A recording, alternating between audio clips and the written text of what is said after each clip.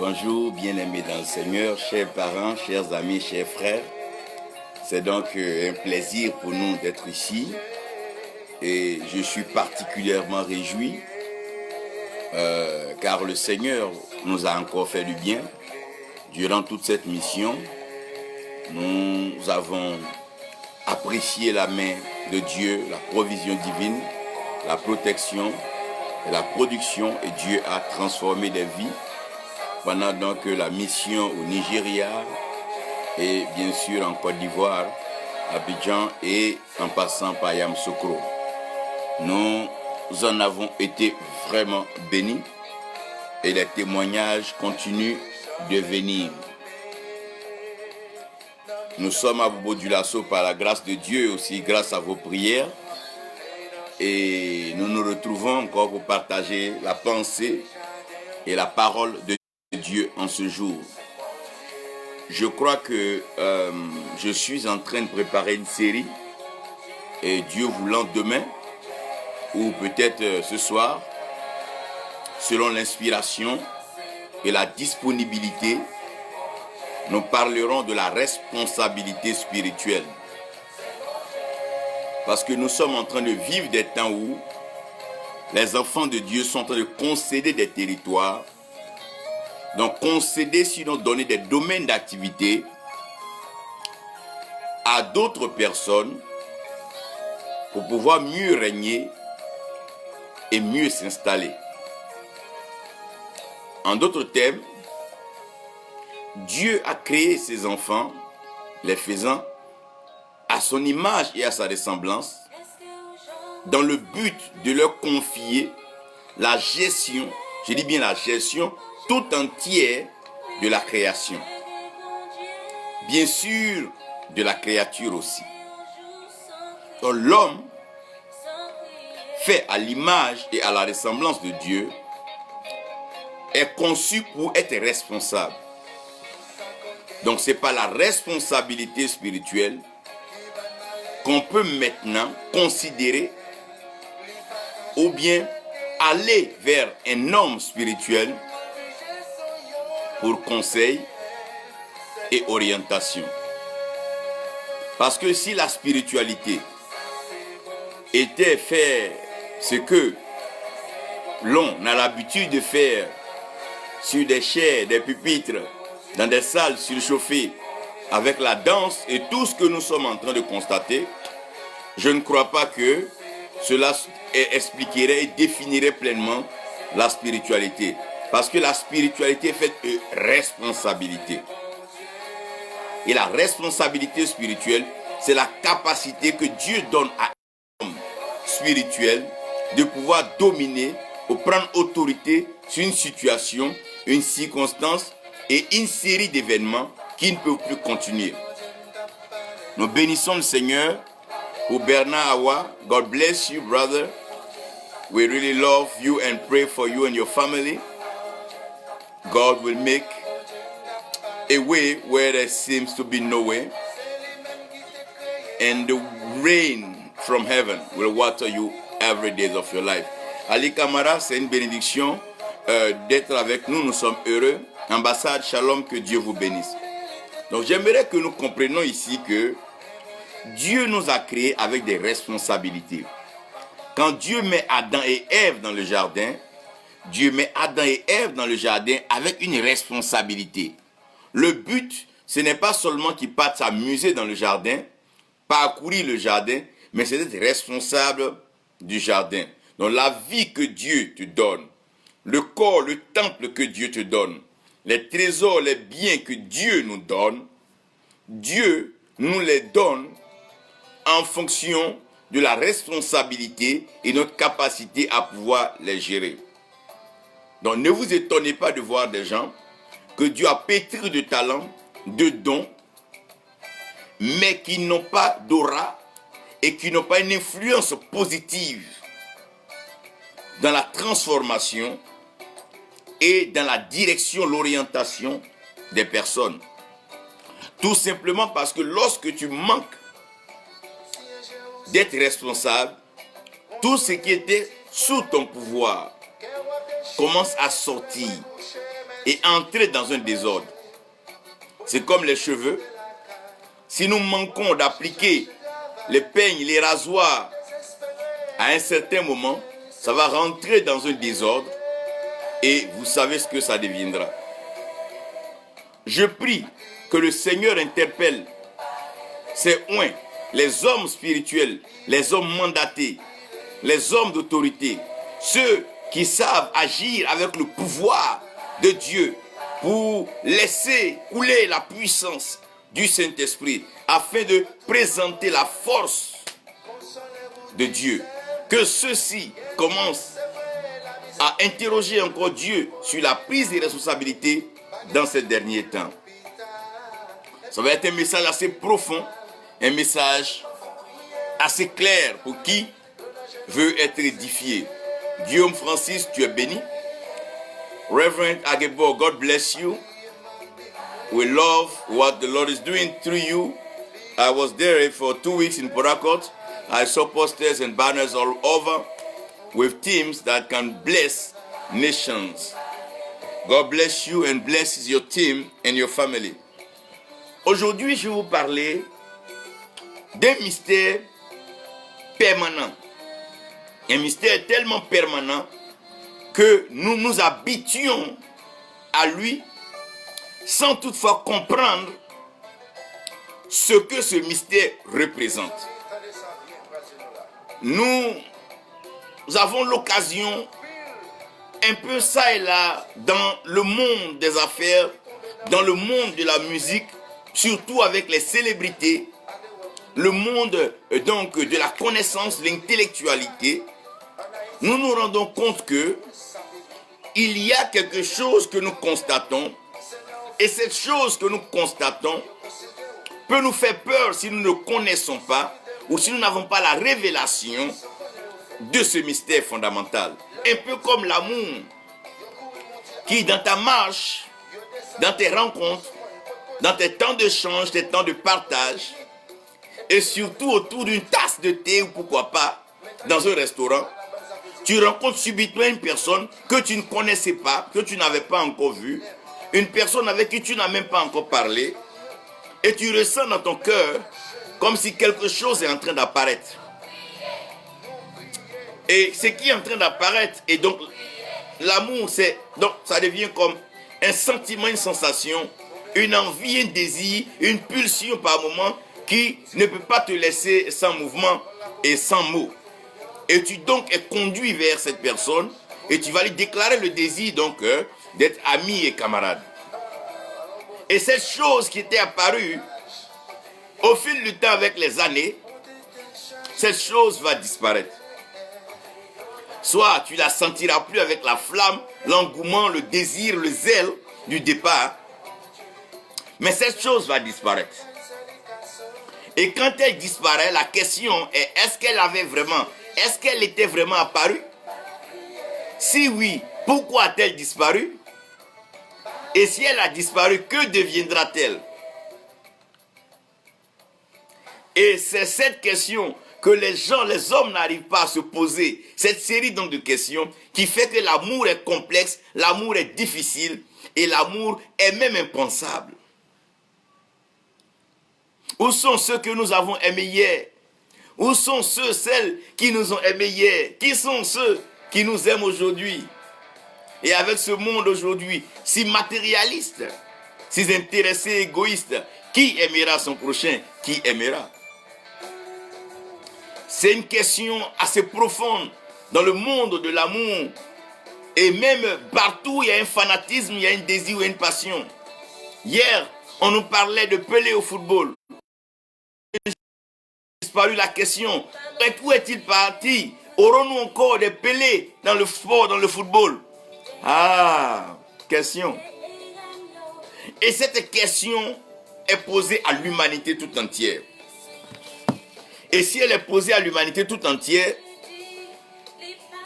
il va falloir qu'un certain temps, un certain jour, sur un temps comme celui-ci, nous prenons plaisir donc à répondre à cette question.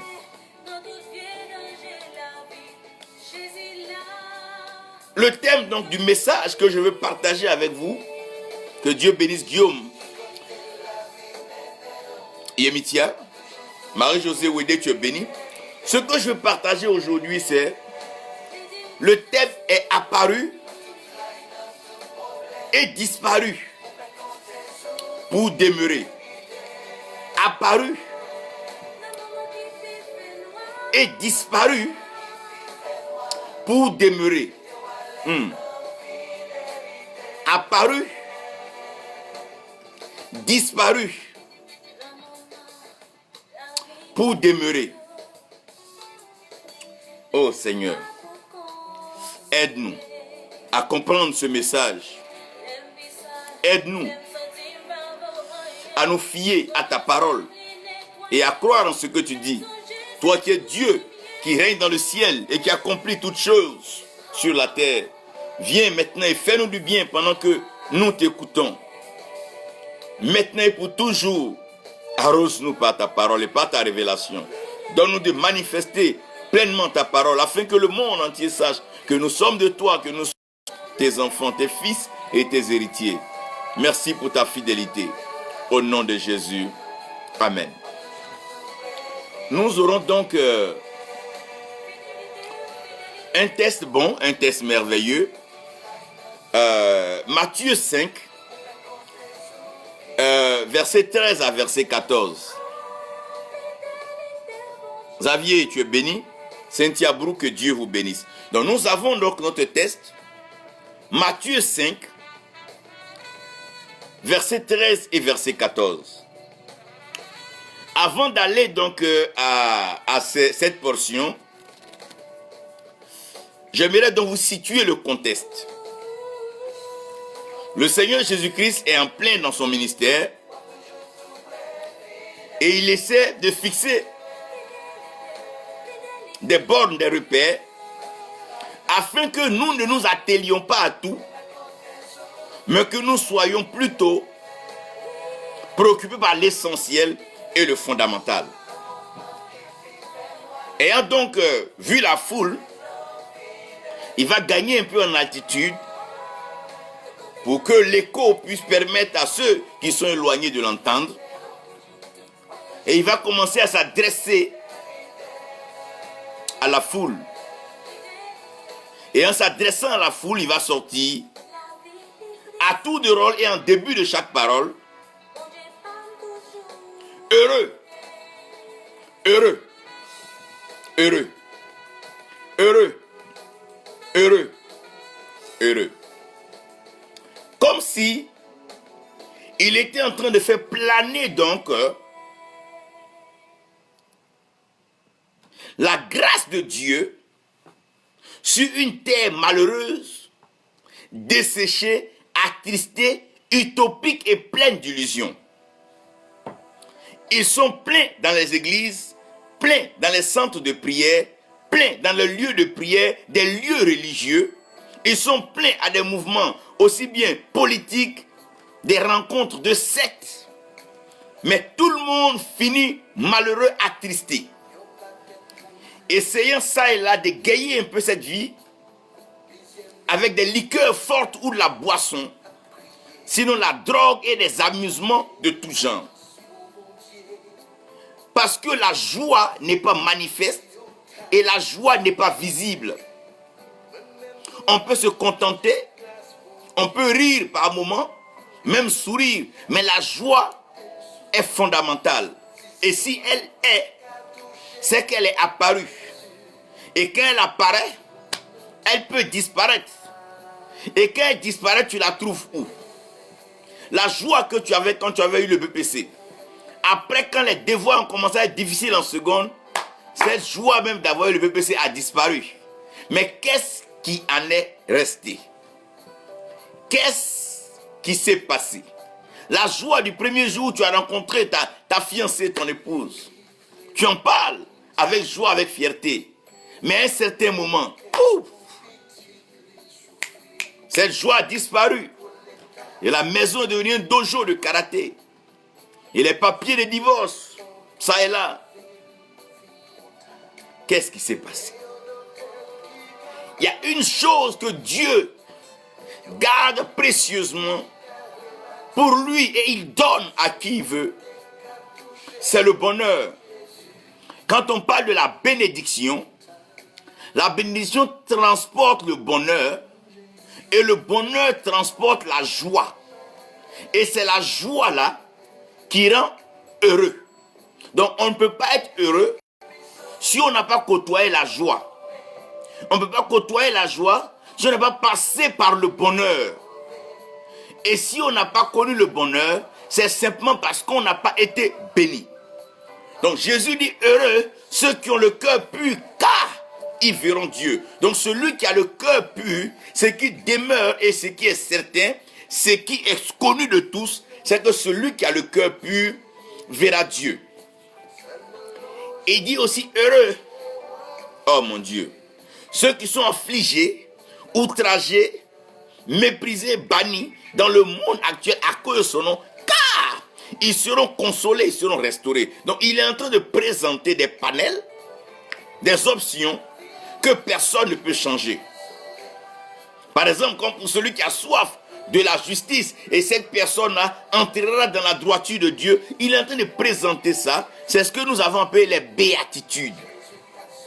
Donc quand on parle de béatitude, vous comprenez que c'est une joie interne qui demeure et qui est permanente. Parce que celui qui a le cœur pur ne verra pas Dieu un matin, mais il le verra permanemment. Dieu sera avec lui. Aussi longtemps que le cœur est pur, Dieu y siège. Il va maintenant donner deux orientations à l'homme. Il dira à l'homme, donc à ses disciples, ceux qui ont participé à cette séance de béatitude, cette séance d'orientation, de présentation et de déclaration, il va bien dire à l'humanité, sinon à ses disciples, à vous et moi bien sûr, vous êtes le sel de la terre, vous êtes la lumière du monde. Il parle du sel de la terre et la lumière du monde. Il va nous expliquer ce que c'est que la terre et il va nous expliquer ce que c'est que le monde. Mais j'aimerais avant tout vous dire que la terre et le monde sont faits par Dieu. Le support dans lequel Dieu a caché les bénédictions, les trésors, les pierres précieuses et tout ce qui a de la valeur, Dieu a caché dans la terre. Parce que Dieu a caché sa gloire dans des vases de terre. Donc la terre, c'est le coffre-fort, c'est le support de toutes les richesses. La gloire se trouve dans la terre. C'est pour ça que la graine, elle ne tombe pas au ciel, mais c'est la graine qui tombe dans la terre qui meurt. Et c'est cette graine-là qui va pousser, qui va germer. Parce que Dieu a caché la gloire dans la terre. Lorsque le mort a été jeté par terre, c'est dans la terre qu'il a touché aux ossements d'Élisée. C'est dans la terre. Lorsque les hommes voulaient lapider la femme prise en flagrant délit d'adultère, c'est sur la terre que le Seigneur a écrit. Et lorsqu'il apprend la prière dominicale aux disciples, il leur dit: notre Père qui est dans les cieux, que ton règne vienne, que ta volonté soit faite sur la terre. Donc la terre devient le soutien, le support, le trésor des richesses célestes. La terre était informe et vide et Dieu a vidé le ciel pour remplir la terre. Donc tous les enfants de Dieu sont sur la terre. La nourriture, les mets, les arbres fruitiers sont sur la terre. Tout ce qui est bon se trouve sur la terre. Maintenant, le monde, c'est le système qui permet donc à la terre d'avancer. Quand on parle du monde, on parle du cosmos. Quand on parle du monde, on parle d'un système, un type de courant de pensée, bien sûr outillé par un langage, qu'on peut utiliser pour avancer. On parle du monde des finances, le monde politique, le monde militaire, le monde, c'est des mondes. Quand on parle de monde, c'est un système. C'est tout un système bien ordonné par des courants de pensée, de réflexion, à partir de quoi on peut assujettir et dominer, avec tout ce que ça y comprend. Donc, il va nous présenter la terre et il va nous présenter le monde. Mais il dit pour la terre, il veut que nous soyons le sel. Mais quand c'est pour le monde là, il veut que nous soyons la lumière.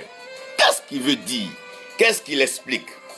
Je veux bien vous dire ici que Dieu ne bénit pas comme l'homme bénit. Quand un homme a un enfant, tout de suite, ils vont porter les savons, les jouets, si c'est une fille, des poupées, si c'est un petit garçon, des voitures, tout ça là. L'homme donne de l'amusement. Parce que l'homme prend la vie pour de l'amusement. L'homme s'amuse avec tout. Mais quand Dieu a créé l'homme, Dieu n'a pas apporté de jouets à l'homme. Dieu n'a pas apporté des ustensiles d'amusement à l'homme. Regardez même quand Jésus-Christ est né. Dieu n'a pas envoyé de jouets ni de poupées. Il n'a pas envoyé une petite voiture, il va rouler. Non. Dieu n'a pas envoyé de jouets. Mais les mages qui sont venus donner des trésors particuliers. L'or n'est pas pour de l'amusement. L'encens n'est pas pour, oh mon Dieu, de l'amusement. Donc, cette valeur précieuse de l'or peut pas être remise à un enfant. Donc, en d'autres termes, Dieu ne bénit pas comme l'homme bénit, parce que l'homme s'amuse avec la bénédiction, alors que la bénédiction pour Dieu est un engagement à vie. Donc, quand Dieu a créé Adam et Ève, Dieu les a bénis. Quand Dieu a béni Adam et Ève, Dieu ne les a pas bénis comme les hommes bénissent. Mais en les bénissant, Dieu dit. Il dit à l'homme, donc aux deux là, d'être fécond. Donc la bénédiction, ce n'est pas de jouer dans les boîtes, mais d'être fécond. Et s'ils sont féconds, qu'ils arrivent à se reproduire. Donc, arrivent à se reproduire. Et s'ils arrivent à se reproduire, ils auront besoin de s'étendre. Donc, ils vont assujettir, ils vont couvrir. Et s'ils arrivent à couvrir, c'est là qu'ils vont dominer. Donc, la bénédiction que Dieu donne à l'homme, c'est une bénédiction de domination. Dieu déjà crée l'homme avec la pensée de la domination. Dieu veut que l'homme vienne dominer sur la terre et que Dieu, mon Dieu, domine dans le monde. Les hommes bénissent avec des jouets, mais Dieu bénit par sa parole. L'homme bénit par des acclamations pour te flatter, mais Dieu bénit par sa parole. La bénédiction de Dieu est un défi. Les hommes vont faire des rêves. On t'a vu, tu es grand, tu es élevé, tu es ceci. Mais Dieu bénit par un défi. Il dit, voilà la bénédiction que je te donne. Tu domineras sur les poissons des eaux. Ah! Comment tu feras? Mais tu y arriveras, tu domineras. Tu domineras sur les oiseaux qui s'envolent dans le ciel. Je ne sais pas comment, homme, tu vas faire, mais tu dois dominer parce que c'est une bénédiction, mon Dieu. Et tu domineras sur les animaux qui se meuvent à la surface de la terre. Je ne sais pas comment tu feras, c'est une bénédiction. Et la Bible dit, c'est la bénédiction de l'Éternel qui enrichit et qui ne se fait suivre d'aucun chagrin. Donc suivez-moi très bien. La bénédiction de l'Éternel qui enrichit et qui ne se fait suivre d'aucun chagrin. Donc la bénédiction de l'homme est toujours suivie de chagrin. À part l'Éternel, toute bénédiction est suivie de chagrin. Souvent tu es enfant, tu es petit, ton papa te paye tous les gros cadeaux et tu as tous les gros cadeaux. Maintenant, à un certain moment de ta vie, quand ce papa n'a plus l'argent, tu n'arrives même pas à pouvoir te tutoyer un demi-pain ou bien un quart de pain. Tu regrettes ces années où tu avais les jouets de valeur, on envoyait les jouets depuis l'Europe. La vie n'est pas un jeu, la vie est une responsabilité. Si on doit bénir, bénissons selon les critères de Dieu. C'est l'Éternel qui bénit et c'est sa bénédiction qui enrichit et qui ne se fait suivre d'aucun chagrin. Arrêtons donc de nous blaguer, de nous acclamer dans ces assemblées de jeux. Nous avons plus que ça à faire. Nous avons une responsabilité sérieuse.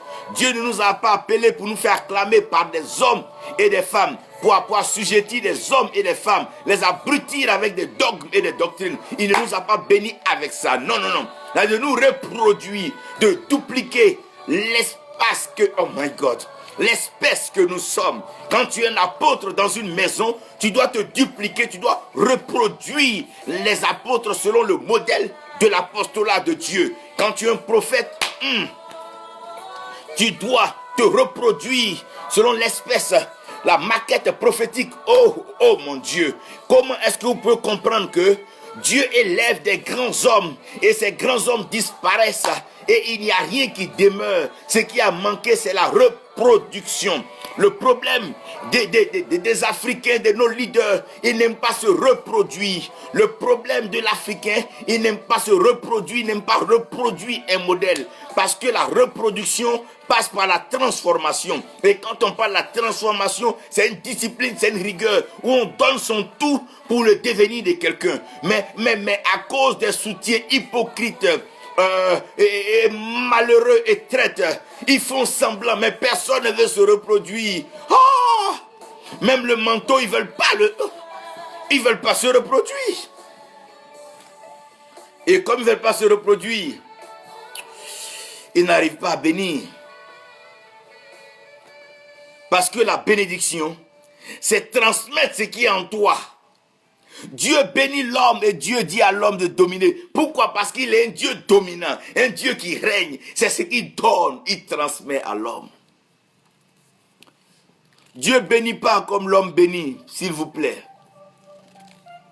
Les hommes vont te montrer des fétiches pour te tuer, anéantir ta vie demain, te foutre dans des systèmes. Ah! Mais Dieu bénit par le défi. Dieu bénit par la responsabilité. Dieu bénit par la prise de conscience de ce qui est en toi. Il dit oui, tu vas dominer sur les eaux. Peu importe les démons dans les eaux, toi tu vas dominer. Peu importe les oiseaux de mauvais augure qui se promènent dans le ciel. Et même les sorcières qui les ont rejoints avec le balai. Mais tu dois dominer dans l'air, dans le vent. Tu dois t'imposer sur la terre malgré le scorpion, les serpents et les reptiles. Tu dois, tu vas t'imposer l'ukunte lemaya. Tu vas t'imposer. What are we talking? Dieu ne bénit pas comme l'homme bénit, mon frère. Malheureusement, Dieu ne bénit pas comme les hommes bénissent. Non. Dieu ne donne pas comme les hommes donnent. Non, non. Dieu ne fait pas comme les hommes font. Parce que la pensée de Dieu n'est pas la pensée des hommes. Et les voies de Dieu ne sont pas les voies des hommes. C'est pas parce que quelqu'un t'a donné de l'argent qu'il t'a béni, non. C'est pas parce qu'il t'a donné une voiture que la personne t'a béni. Non, non. Ça peut être suivi de chagrin, de malédiction et de malheur.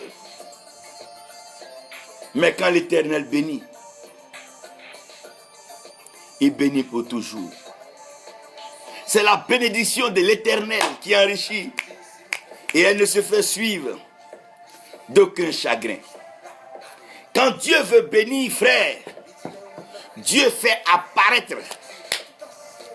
Parce que Dieu n'est pas un homme pour mentir, ni le fils des hommes pour se dédire. Dieu veille sur sa parole, pour accomplir sa parole. Et encore grave, laissez-moi aggraver cela, Dieu amène à existence ce qui n'existe pas, par sa parole. Quand Dieu veut te bénir, Dieu fait apparaître des choses. Une femme que tu n'avais jamais vue dans ta vie va apparaître devant toi. Une entreprise dont tu n'avais jamais entendu parler dans un rêve. Quand Dieu veut te bénir, il fait apparaître.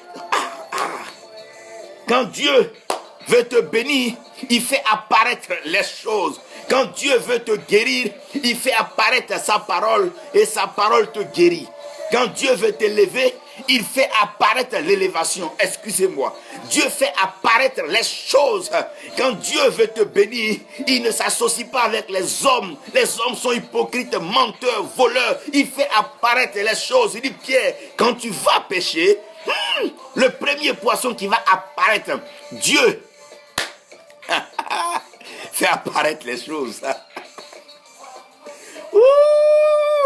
Dieu, il fait apparaître les choses. Des choses vont apparaître. Quand on parle d'apparition, on parle de la révélation. Comme tu t'es perdu à un carrefour et un homme va t'apparaître. Tu ne le connais pas. La bénédiction de Marie a été faite par une apparition. Marie marchait tous les matins. Elle ne s'attendait ni à Gabriel ni à personne. L'ange lui est apparu. Il avait dit, l'ange de l'Éternel apparaît. Quand Dieu veut te bénir, il te fait entrer dans le mystère de l'apparition. Parce que Dieu fait apparaître les choses. Quand Dieu dit tu vas marcher sur les eaux, c'est pas que tu vas t'entraîner. Quand le temps va arriver, il va faire apparaître l'échelle sur les eaux. Il va faire apparaître. Dieu sait faire apparaître les choses. Il a fait apparaître des hommes. Oui, il a fait apparaître des fruits. Il a fait apparaître des arbres. Il a fait apparaître des civilisations. Dieu fait apparaître les choses. Il fait apparaître les choses. Il n'y avait pas de téléphone portable il y a des milliers d'années. Mais Dieu a fait apparaître parce que toi et moi, nous devions parler. Dieu a fait apparaître l'Internet parce que toi et moi, nous devions échanger. Dieu fait apparaître les choses. Dieu fait apparaître les choses. Comment ça se fera? Dis-leur, Dieu va faire apparaître la chose. Comment tu seras marié? Comment tu enfanteras? Comment? Dis-leur que Dieu va faire apparaître de nulle part. Oh, ce qu'il faut pour l'accomplissement de sa vision. N'est-il pas la provision lui-même? N'est-il pas la providence universelle? Dieu va faire apparaître les choses.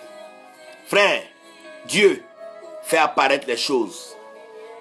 Il va faire apparaître des personnes qui vont te faire oublier ta souffrance.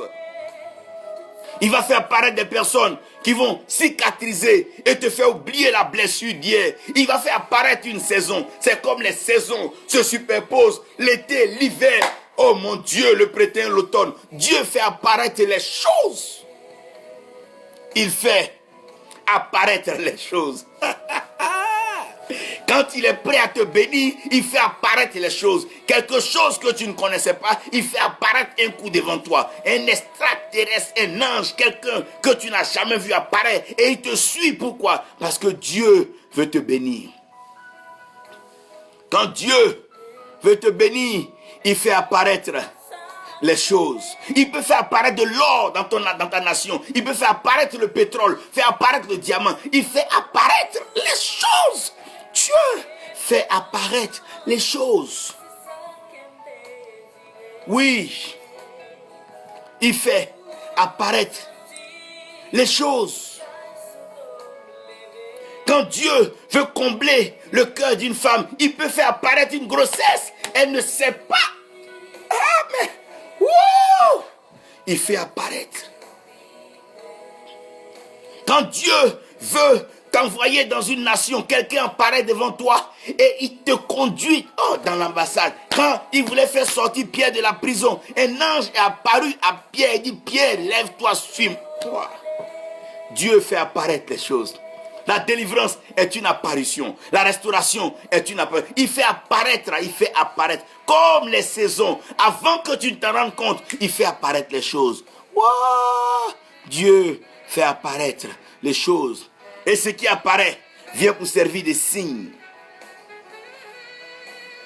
Comment est-ce que tu sauras? Il dit la Vierge enfantera. C'est un signe. Ça veut dire quoi? Une grossesse va apparaître sur la femme qui n'avait connu ni homme.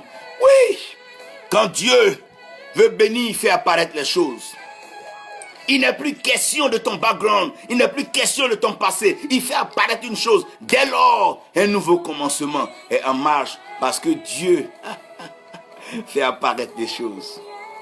Il fait apparaître des dons. Il fait apparaître des talents. Il fait apparaître des ressources ministérielles. Il fait apparaître les choses.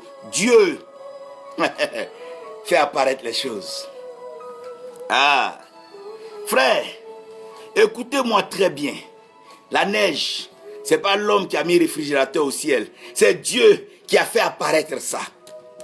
C'est personne qui a placé un puits au ciel, mais c'est Dieu qui fait apparaître la pluie. Il fait apparaître les temps, les saisons. Il fait apparaître les grands, les petits. Il élève, il fait apparaître les systèmes. Il les fait aussi. Le même Dieu qui fait apparaître les choses. J'ai voulu simplement m'arrêter à là, mais je viens d'entendre que le même Dieu fait aussi disparaître des choses. Il fait apparaître des choses et il fait disparaître des choses. Il fait disparaître le premier. Et il positionne le dernier comme le premier. Le même Dieu qui fait apparaître les choses fait disparaître les choses. Il fera disparaître la maladie de ta vie. Il fera disparaître la pauvreté, la misère. Il fera disparaître le doute de ton cœur. Il va faire disparaître des choses dont il n'en a pas besoin. Le même Dieu qui fait apparaître les choses fait disparaître des choses. Il dit, Moïse, regarde, Pharaon et son armée que tu vois là, tu ne les verras plus. Ça veut dire quoi? Je vais les faire disparaître. Il dit, regarde, Sodome et Gomorrhe que tu vois, cette bêtise humaine, ne t'en fais pas. Tu n'entendras pas parler encore. Parce que quoi? Dieu va faire disparaître des systèmes. Il peut faire disparaître des hommes, disparaître des sociétés, disparaître des nations tout entières. Demandez à Corée et à ses fils dans la rébellion. Dieu fait disparaître. Dieu, le même Dieu qui fait apparaître, est le même Dieu qui fait disparaître. Aucune domination n'est éternelle. Non. Aucun trésor terrestre n'est éternel. Si c'est apparu, ça peut disparaître. Donc soyons humbles. Soyons humbles. Tout don parfait, excellent vient du ciel. Et quand tu as reçu, rends gloire à Dieu. Ne t'en glorifie pas. Comment, pourquoi fais-tu comme si tu n'avais pas reçu le Dieu que tu l'avais fabriqué toi-même? Frère, il y a des choses qui ont paru et des choses vont disparaître. Il dit, il y a eu une apparition dans le ciel. J'en parle des signes. Mais je ne veux pas aller là-bas pour ne pas perdre de vue là où je vais descendre. Dieu fait disparaître des choses. Il fait disparaître des hommes, disparaître des mouvements, disparaître des clubs, disparaître entièrement. Il y a des lieux on appelait Nubie en Afrique. On ne sait même plus où ça est. Il peut faire disparaître. Façon un avion peut disparaître dans le ciel. Dieu peut faire disparaître des systèmes entiers. C'est le Dieu qui fait apparaître et qui fait disparaître. Vous allez voir des kystes disparaître. Des cancers disparaissent, des tumeurs disparaissent. Pourquoi? C'est Dieu, il fait apparaître des choses et il fait disparaître des choses. Il y a des espèces en voie de disparition. Mais qui les a fait disparaître? Dieu a fait paraître les choses. Et Dieu a fait disparaître les choses. Maintenant, je vais à mon point. Dans le principe de la résurrection, ce qui naît ne meurt pas, ne peut pas ressusciter. Et la graine qui tombe dans la terre, si elle ne meurt pas, ne peut pas pousser. Donc tout ce qui doit régner doit savoir quand apparaître et quand disparaître. Si tu ne sais pas quand disparaître et quand apparaître, tu ne marqueras jamais les esprits. Tu ne marqueras jamais les nations. Tu ne marqueras jamais les cœurs. Certaines personnes, si elles étaient restées aujourd'hui sur la terre, on ne mentionnerait plus leur nom parce que la longévité aurait même détruit l'influence que Dieu leur avait accordée. Dieu sait faire apparaître des prophètes et il sait les faire disparaître. Il sait faire apparaître des rois, il sait les faire disparaître. Il sait faire apparaître le Messie. Et il a su le faire disparaître. Car ce qui est apparu a disparu. Mais a disparu est parti où? Regardez maintenant le sel. On ne met pas le sel sur la terre, oh mon Dieu. Mais on met toujours le sel dans un liquide. Ou dans une soupe. Quand tu prends le sel est apparu, tu le vois. Mais quand tu mets le sel dans l'eau, le sel disparaît. Pourquoi? Quand tu as une destinée glorieuse, Dieu doit te faire comme le sel. Au moment où l'ennemi veut t'attraper, Dieu te fait fondre dans l'eau. Quand tu rentres dans les eaux du baptême, tu tu disparais. Pourquoi? Parce que ce qui est apparu doit savoir disparaître. Quand tu mets le sel dans l'eau, le sel disparaît. Quand tu mets le sel dans la sauce, le sel disparaît. Quand tu mets le sel dans un liquide, le sel disparaît. Mais attention, c'est pas parce que le sel a disparu qu'il n'est plus, mais c'est pour demeurer. Prends un verre d'eau chez toi, prends du sel, mets dedans. Tu ne verras plus le sel, mais amuse-toi à boire de cette eau. Cette eau est devenue déjà de l'eau salée. Pourquoi? Dieu qui a fait apparaître s'est fait disparaître pour demeurer. L'amour que tu avais depuis ton enfance, cet amour que tu crois qu'elle a disparu, l'amour n'a pas disparu, mais l'amour demeure en toi. Regardez la lumière. Quand tu vois le soleil paraître, tu dis waouh, c'est beau. Le soleil, oh, est apparu. Je me lève, il est matin. Mais vers cet moment, tu vois le même soleil disparaître. Mais est-ce parce qu'il a disparu qu'il n'est plus? Non, Dieu dans le royaume, sa lumière nous éclairera pour l'éternité. Parce que la lumière, oh mon Dieu. Quand Dieu veut te permettre d'échapper à tes ennemis, il te fait comme le sel. Quand tu mets le sel disparaît. On cherchera le sel dans la terre, parce que sans le sel, il n'y aura pas le goût. Ceux qui n'ont pas respecté ta vie, ton intimité, ton amitié, Dieu te fera disparaître du milieu d'eux. Ils ne te verront pas, ils ne te toucheront pas, croyant que tu es mort, mais tu ne meurs pas, mais parce que tu demeures. Tu demeures. Tu demeures. Il est apparu. Oh mon Dieu, les cieux n'ont pas reconnu. Il a disparu. Oh, et il est revenu maintenant pour demeurer en nous. On ne le voit pas, mais son esprit plane sur nous. Son esprit plane en nous. Sa puissance a triomphé de nous. On regarde à la croix, on ne le voit pas. Ah, mais il est en nous, oh mon Dieu. On ne le voit pas sur le bois, mais il est en nous par son esprit. Il est en nous par son esprit. Quand Dieu te bénit, il t'apprend à apparaître et à disparaître. Il arrivera des temps, les sorciers essaieront de mettre la main sur toi. Ah, tu vas disparaître comme un rêve, disparaître comme une image, disparaître. Il t'a fait image pour que tu puisses disparaître là et apparaître là. Il va jouer avec le monde. Dieu va t'utiliser pour jouer avec le monde, car il veut que tu demeures. On dit, mais où est le disciple que Jésus aimait tant, qui a paru, il mettait sa tête sur l'épaule. Un moment, personne n'a vu Jean. Jean avait disparu. Mais toutefois, quand nous lisons l'Apocalypse, c'est les récits, le recueil, la lettre, la révélation. Oh, la pensée du Christ transmise à Jean. Où était-il? Il avait disparu pour demeurer. Il avait disparu pour demeurer. Il y a des personnes que ne te verront plus, mais ta pensée va hanter leur cœur, hanter leur âme, parce que tu as paru comme un ange à un moment de leur vie, et par leur méchanceté, ils ont voulu te détruire, mais Dieu t'a fait disparaître comme le sel.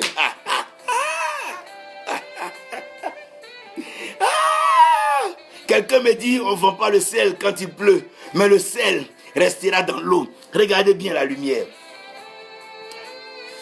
Lorsque tu penses que la lumière a disparu, les ténèbres font semblant de s'installer. Mais la lumière demeure. Donc partout, les gens parleront de toi. Ils seront obligés de mentionner ce que tu as fait. Parce que le goût du sel, on ne peut pas. Le goût du sel, on ne peut pas nier cela. Tu témoigneras du sel sur ta langue, dans ton sang et dans tout ton système. Ta sueur est salée, le sang est salé, les morts sont salés, l'urine est salée, les larmes sont salées, tous les liquides du corps de l'homme sont salés. Le sel a triomphé du système humain. Tout est salé. On ne le voit pas, mais il a déjà fondu. Ah! Il a déjà fondu. Le sel que tu es, tu as déjà fondu dans la famille. Tu as déjà fondu dans ta nation. Fondu dans des systèmes. Ils vont voir le goût d'un peu de temps. Comme la lumière. Des mondes si sombres et ténébreux, jusqu'au point où les gens cherchent des réseaux illuminés. Mais tu es la lumière. Ce n'est pas une question de bougie ni de torche. On n'est pas en train de parler d'éclairs, de flash. On parle de lumière permanente. La gloire de Dieu est la lumière de l'humanité. Quand la gloire, oh mon Dieu, Paul le dit d'une façon brutale. Et permettez-moi d'être encore plus brutal. Paul dit ici, Christ en vous, l'espérance de la gloire. Alors que la gloire de Dieu, la gloire de Dieu, cette Shekinah, dont on parle bien comme étant la cabote de la présence, c'est une lumière permanente que personne ne peut éteindre, que les yeux ne peuvent pas affronter. Tu es la lumière de ce système-là. Ils vont pas faire, mais tu deviens incontournable. Sans toi, ils vont se tromper dans leur regard, dans leurs interprétations, car c'est la lumière qui éclaire dans les ténèbres. Il t'a fait sel et lumière. Pourquoi? C'est deux choses qui savent apparaître et qui savent disparaître dans le but de demeurer. Le sel, c'est apparaître. Le sel, c'est disparaître. Mais pour demeurer dans la sauce, la lumière, c'est apparaître. Et la lumière, c'est disparaître. Pour demeurer, il faut savoir quand apparaître dans une assemblée et savoir quand disparaître de ce lieu. De peur que le lieu où tu as apparu te détruise. Tu dois savoir quand apparaître et tu dois savoir quand disparaître. Tu dois savoir quand apparaître et savoir quand disparaître. Parce que le sel, quand tu le mets dans la sauce, le sel disparaît. Il faut... Jean dit une phrase belle que j'aime bien. Dans le récit, lorsqu'il baptisait au Jourdain, il dit qu'il fallait que lui, Jean, il disparaisse pour que Christ apparaisse. Et quand Christ rend témoignage, il relève, il révèle Jean, jusqu'au point où il dit, ceux qui croiront en moi seront baptisés, oh mon Dieu. Il fait demeurer l'action de Jean, car Jean a su disparaître pour le laisser apparaître. Lorsque tu sais disparaître et apparaître dans le temps de Dieu, tes œuvres demeurent, ta parole demeure, ta prédication demeure, ton impact demeure. Mais tu ne dis pas les choses des hommes, tu n'es pas conduit par un courant des hommes, mais tu apparais comme étant une révélation propulsée, lancée, catapultée depuis le ciel. Faut savoir, apparaître et disparaître. On parle d'Enoch, des gens qui ont su apparaître et qui ont su disparaître. C'est pas toujours on doit te voir dans les choses des hommes, mais tu dois être dans le conseil de Dieu pour apparaître au temps de la confusion des hommes, les éclairer comme étant la lumière. Au moment où la soupe n'a plus de goût, ou bien les eaux sont devenues amères. Mais quand Élisée va jeter le sel à la source des eaux, qu'est-ce qui va se passer? Le sel ne sera plus visible, mais l'eau aussi ne tuera plus, parce que cette eau donnera la vie pour toujours. Celui qui sait apparaître et qui sait disparaître transporte la vie. Parce que le souffle que nous respirons, il apparaît un coup dans nos narines et à un moment il disparaît de nos poumons.